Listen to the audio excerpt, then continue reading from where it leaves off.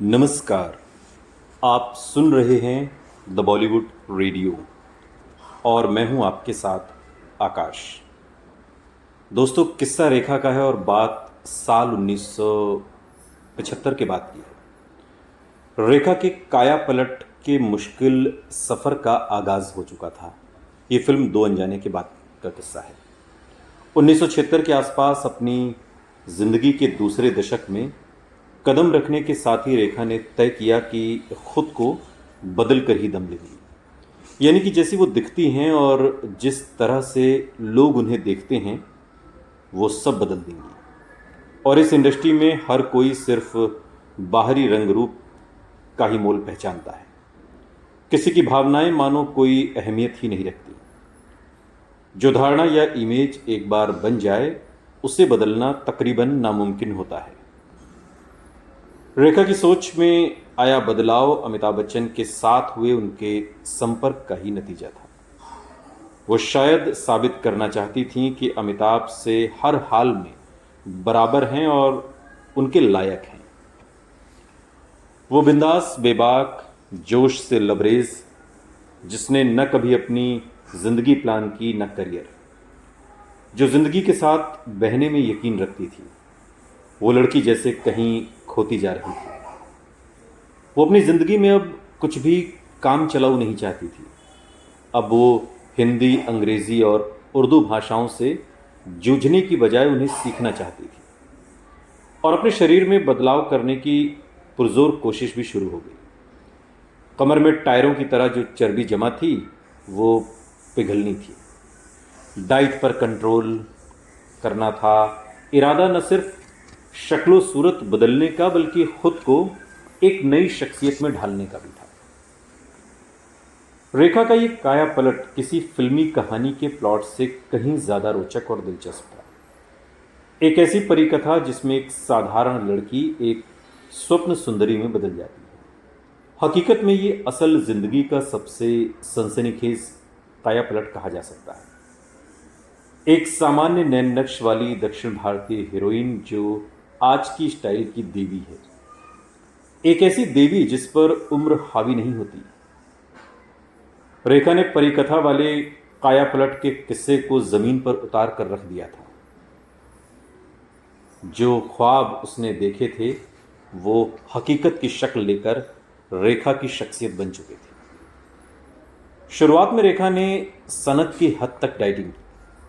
उस दौर की रिपोर्ट्स की माने तो उन्होंने कई बार 2 महीने तक सिर्फ दूध पिया और इसी तरह की डाइटिंग से जुड़ी कई और सख्तियां बरती। वो इरादा कर चुकी थी कि अपने अहद पर कायम रहने के लिए वो किसी भी हद तक जा सकती हैं। और आखिरकार 1 साल बाद एक बिल्कुल नई रेखा अवतरित हुई। पूरे शरीर में 1 इंच भी अतिरिक्त चर्बी नहीं थी। रेखा अपनी सख्त डाइट पर पूरी तरह कायम थी और उनकी बेहद कड़ी ट्रेनिंग और कसरत भी जारी थी। वो अनुशासित जीवन जी रही थीं और योग भी कर रही थीं। 70 के दशक में वो फिल्म इंडस्ट्री में योग और एरोबिक्स का ट्रेंड लेकर आई, जब ये सब बिल्कुल भी आम नहीं था। रेखा कई मायनों में कई नए चलन शुरू करने वाली नायिका बन चुकी थी। अब वो एक ट्रेंड सेटर थी। वरिष्ठ फिल्म पत्रकार और फिल्म निर्देशक खालिद मोहम्मद के मुताबिक रेखा की बदली हुई शख्सियत ने दर्शकों को हैरान कर दिया था। न सिर्फ पहले पर्दे पर उनका रूप बदला था बल्कि उनकी अदाकारी भी एकदम जुदा और बेहतर अंदाज की हो गई थी। इस दौर ने रेखा के शारीरिक बदलाव की शुरुआत की बानगी देखी।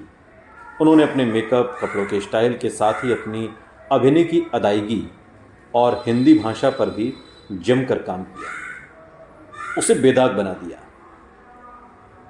पहले वो इंग्लिश में डायलॉग याद करती थीं और फिर बोलती थीं, लेकिन अब वो हिंदी को समझने लगी। 70 के दशक में मेकअप आर्टिस्ट फिल्मों में भी रंगमंच की पुरानी पड़ चुकी मेकअप तकनीकों का ही इस्तेमाल करते थे। आंखों के किनारे खूब सारा मस्कारा के साथ काजल से बनी ऊपर की तरफ की गई रेखाएं हीरोइन को नाटकीय और भद्दा लुक देती थी। रेखा ने यह समझ लिया था कि मेकअप इस शो बिजनेस का सबसे अहम हिस्सा है। और कहा जाता है कि उन्होंने लंदन जाकर वहाँ के मेकअप स्कूल में बाकायदा मेकअप करने की तालीम हासिल की। उन्होंने मीना कुमारी के मेकअप मैन राम दादा को अपने साथ जोड़ लिया।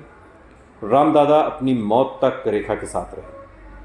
रेखा ने एक बार कहा था, मेकअप एक कला है और मैंने देखा कि मेरे नैन नक्श सही मेकअप के साथ बेहतरीन ढंग से उभारे जा सकते हैं।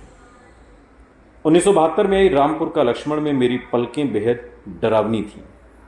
मुझे लगा ये मैं हूं ही नहीं, लेकिन राम दादा ने मुझे इस तरह की मुश्किलों से उबार लिया।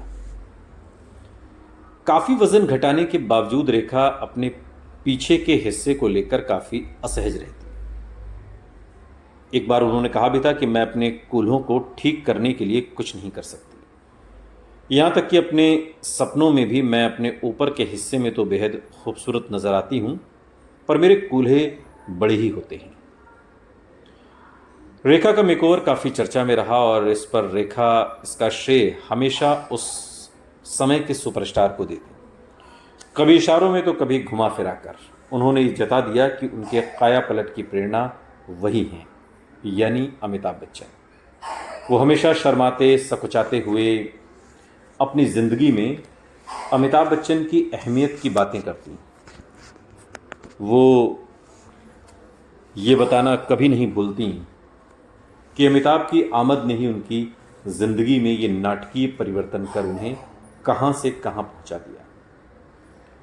एक बार उन्होंने पत्रकार लेखक भावना सोमाया को बताया था कि वयस्क होने के बाद मेरी ज़िंदगी पर सबसे ज़बरदस्त प्रभाव था और ठीक उसी तरह जैसे मेरे बचपन में मेरी माँ का। मैंने उनसे समय की इज्जत करना, चुप रहने की ताकत, अनुशासन, समर्पण, एकाग्रता और पेशेवर रुख को अपनाना सीखा।